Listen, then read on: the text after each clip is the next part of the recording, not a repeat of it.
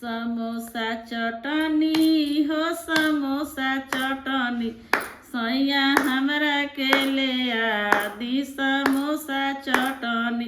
समोसा के ले आवल हमार सासू जी देख लेली, नैहर से भैया के बोला ले हली, हमरा भैया से खबर जना दिहली।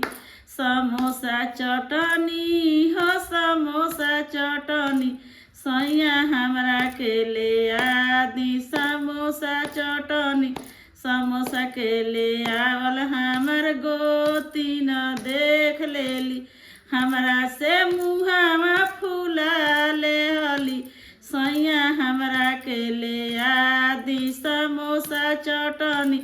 समोसा के ले आवल हमर ननदो जे देख लेली, घरवा में झगड़ा लगा दिहली, सैया हमरा के आदि समोसा चटनी।